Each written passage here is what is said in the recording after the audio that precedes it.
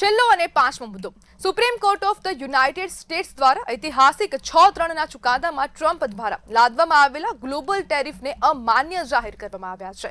કોર્ટે સ્પષ્ટ કર્યું કે international emergency economy powers act હેઠળ વિપક્ષની મંજૂરી વિના ટેરિફ લાદવો સંવિધાન વિરુદ્ધ છે.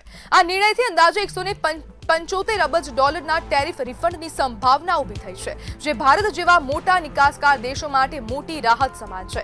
અમેરિકા ભારતનું સૌથી મોટું નિકાસ બજાર છે. નાણાકીય વર્ષ 2025-26ના પ્રારંભિક 10 મહિનામાં ભારતે અમેરિકાને $72.46 અબજ નિકાસ નોંધાવી છે.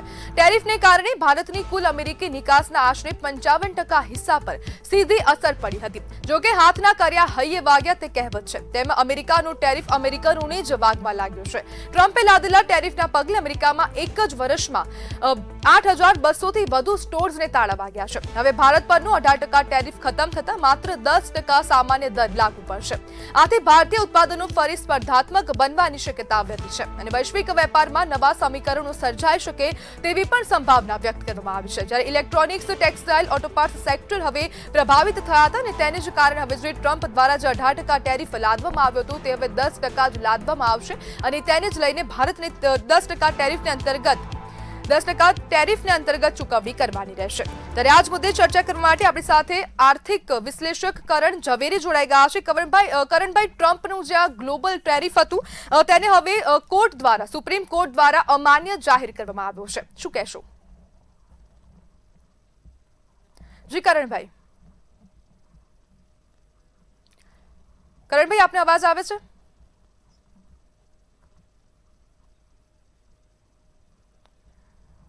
લાગે છે સંપર્ક નથી થઈ શકતો.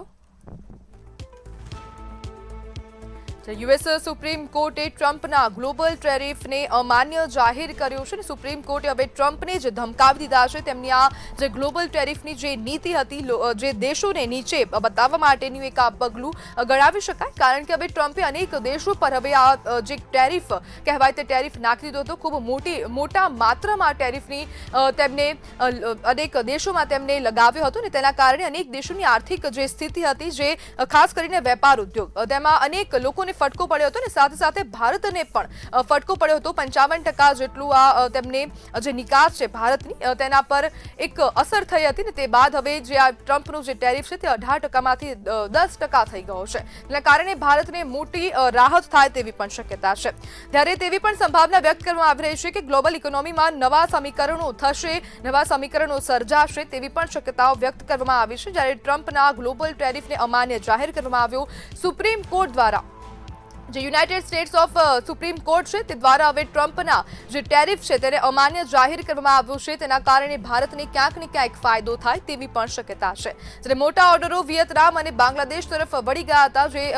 જે ટ્રમ્પે ભારત પર જેટલો ટેરિફ નાખ્યું હતું તેના કારણે અનેક જે ઇલેક્ટ્રોનિક જે વેપાર ધંધો છે, જે સ્પેર પાર્ટ્સનો જે ધંધો છે તે વિયેતનામ અને અનેક દેશો તરફ વળી ગયા હતા અને તેને કારણે વેપારીઓને પણ ખૂબ નુકસાન થતું હતું. અને હવે ક્યાંક ને ક્યાંક ભારતના વેપારીઓને, ભારતનો જે વેપાર ઉદ્યોગ છે તેને ક્યાંક ને ક્યાંક હવે અસર થશે આ ટેરિફની તેવું પણ લાગી રહ્યું છે. કારણ કે હવે ક્યાંક ને ક્યાંક જે 18%નો જે ટેરિફ છે તેને 10% હવે થઈ જશે અને તે લાગુ થશે તેવી સંભાવના વ્યક્ત કરવામાં આવી છે. જો કે ટ્રમ્પે આ જે સુપ્રીમ કોર્ટે જે ટ્રમ્પને ફટકાર લગાવી છે તેને પણ ક્યાંક ને ક્યાંક ટ્રમ્પે વખોડી નાખી છે. અને ટ્રમ્પનું કહેવું છે કે ભારતે આટલું ટેરિફ તો આપવો જ પડશે તેવું પણ ક્યાંક ને ક્યાંક આ ટ્રમ્પનું નિવેદન સામે આવ્યું છે. યુએસ સુપ્રીમ કોર્ટે ટ્રમ્પના ગ્લોબલ ટેરિફને અમાન્ય જાહેર કરી દીધો છે. નવા સમીકરણો થશે તેવી પણ શક્યતા હવે વ્યક્ત કરાઈ રહી છે. જે ટ્રમ્પના ગ્લોબલ ટેરિફ અમાન્ય જાહેર થયું તે બાદ હવે ભારતને કેટલો ફાયદો થશે તે તો આવનારા દિવસોમાં જ ખબર પડી જશે. જ્યારે ટેરિફ રિફંડની સંભાવના પણ ક્યાંક ને ક્યાંક વ્યક્ત કરવામાં આવી છે. ત્યારે $175 અબજ ટેરિફ રિફંડની સંભાવના વ્યક્ત કરવામાં આવી છે. જ્યારે ટ્રમ્પના ટેરિફના કારણે અમેરિકન જે નાગરિકો છે તે લોકોને પણ ખૂબ નુકસાન થયું છે. ક્યાંક ને ક્યાંક તેવું પણ લાગી રહ્યું છે. છેલ્લા ઘણા સમયથી 8,200 જેટલા રેસ્ટોરન્ટ અને વેપાર ધંધાઓ, અમેરિકાના જે વેપાર ધંધાઓ હતા તે પણ બંધ થઈ ગયા છે. અનેક સ્ટોર્સ બંધ થઈ ગયા છે. અનેક ગ્રોસરી સ્ટોર્સ જે છે તે પણ બંધ થઈ ગયા, રેસ્ટોરન્ટ બંધ થઈ ગયા છે. ત્યાં હવે જે લોકલ લોકો જે ધંધો કરતા હતા, વેપાર કરતા હતા તે લોકોને પણ ક્યાંક ને ક્યાંક નુકસાન ગયું છે. અને આ એક કહેવત છે કે હાથના કરેલા હૈયે વાગે, તે પ્રમાણે જ ટ્રમ્પની સાથે પણ આવું જ થયું છે. અને આપણી સાથે કરણ ઝવેરી ફરીથી જોડાઈ ગયા છે, જેઓ આર્થિક વિશ્લેષક છે. કરણભાઈ, ટ્રમ્પના ગ્લોબલ ટેરિફને અમાન્ય જાહેર કરવામાં આવ્યો છે, શું કહેશો? હજી આ જે ડિક્લેર થયું છે, જે સુપ્રીમ કોર્ટનો ચુકાદો છે અમેરિકામાં, તે તે બેઝિકલી હજી તો ફ્રાઈડે રાતે આવ્યો છે અને ફાઇન પ્રિન્ટ હજી બહાર નથી આવી, પણ ટ્રમ્પ સાહેબનો એક ટ્વીટ બીજો બહાર આવી ગયો છે વેરેન હી હેડ ઇમ્પ્લિમેન્ટેડ 10% ફ્લેટ ટેરિફ. તો સૌથી પહેલું ઇમ્પોર્ટન્ટ એ છે કે સૌથી પહેલો ટેરિફ જે ઇમ્પ્લિમેન્ટ થતો તો બધું આ ટેરિફ ઇસ્યુ પહેલા તો યુએસમાં ટેરિફ 2 થી 10% વચ્ચે હોતો હતો. એના પછી એકવાર 25% કર્યું, ત્યાંથી 50% કર્યું, છેલ્લો નેગોશિએશન 18% બોલ્યો ને એના પછી આ સુપ્રીમ કોર્ટનો ચુકાદો આવ્યો છે, જેના પછી ટ્રમ્પ સાહેબે બીજા સેક્શનની અંદર 10% ફ્લેટ બધા દેશ માટે કરેલું છે. હવે ખાલી મંડોની ફાઇન પ્રિન્ટ માટે ઉભા રહેવું પડશે કે આ 10% એડિશનલ છે કે જે પહેલા આ ટેરિફનો ઇસ્યુ ચાલુ થયો એના પહેલા 2 થી 10%ની વચ્ચે રહેતું હતું, એની વચ્ચે જ રહેશે. એટલે એનું 10% મેન્શન છે. એની ક્લેરિટી ટ્વિટર પર નથી ને ફાઇન પ્રિન્ટ સોમવાર પહેલા આવશે નહીં, એટલે ત્યાં સુધી આપણે વેઇટ કરવું પડશે. બટ જો આ 10% ટેરિફ હશે તો business is back to normal, જેવો હતો એવો થઈ જશે. Country wise country specific tariff આખી દુનિયામાં કશે નથી. સો લોજિકલી જે હતું તે થોડું ખોટું જ હતું. ઇન્ડિયામાં પણ તમે જુઓ તો કે ગાડી અગર વિદેશમાં બની છે તો એને 100% ટેરિફ છે, પણ એ 100% ટેરિફ ગાડી કોરિયામાં બની છે તો પણ છે, જર્મનીમાં બની છે તો પણ છે ને અમેરિકામાં બની છે તો પણ છે. તો એવો કોઈ રૂલ પ્રોસેસ પર આવ્યો તો બરોબર છે, પણ કન્ટ્રી સ્પેસિફિક બીકમ જેમાં ચીજો થોડી અઘરી થઈ જશે.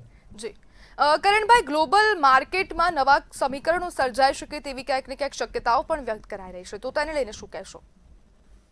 ગ્લોબલ માર્કેટમાં મેમ આઈ થિંક બહુ જ બધી બીજી પ્રકારની અનસર્ટનિટીઝ છે. આ tariff is one of the last issues જેના પર અત્યારે ફોકસ થઈ રહ્યું છે. તો મારા પ્રમાણે તો એવું છે કે ભાઈ ગ્લોબલ માર્કેટના તો જે બીજા બધા પ્રોબ્લેમ્સ છે એ બધા પ્રોબ્લેમ્સ પર વધારે ફોકસ રહેશે અને till the fine print does not come in ત્યાં સુધી બધાએ શાંતિ જ રાખવી જોઈએ. કોઈ પણ બિઝનેસમેન કે કોઈએ બી ફાઇન પ્રિન્ટ વાંચ્યા વિના કોઈ ડિસિઝન લેવા જોઈએ નહીં, ત્યાં કોઈ કન્ક્લુઝન પર બી નહીં જોઈએ. કરણભાઈ, આપણા જે ભારત તરફથી જે ટ્રેડ ડીલ કરવામાં આવી છે, તો શું આપણે રાહ જોઈ હોત તો વધારે ફાયદો થયો હોત? ના, નોટ રિયલી, કારણ કે ઓલરેડી આપણા બિઝનેસીસ ચોક થઈ રહ્યા હતા 50% ટેરિફ પર. સો રાહ જોવાનો કોઈ પ્રશ્ન ઉઠતો નહોતો અને એ તો જો આવું કોઈ ચુકાદો આવશે અને અમેરિકન પ્રેસિડેન્ટના ખીલી ચુકાદો આવશે, આવું એન્ટિસિપેટ કરવું તો પ્રેક્ટિકલી ઇમ્પોસિબલ છે. એટલે જે આપણી ગવર્મેન્ટ કરતી હતી તે બરોબર જ છે અને એવી રીતે જ કરે. જી જી બિલકુલ કરણભાઈ, જોડાવા બદલ આપનો આભાર.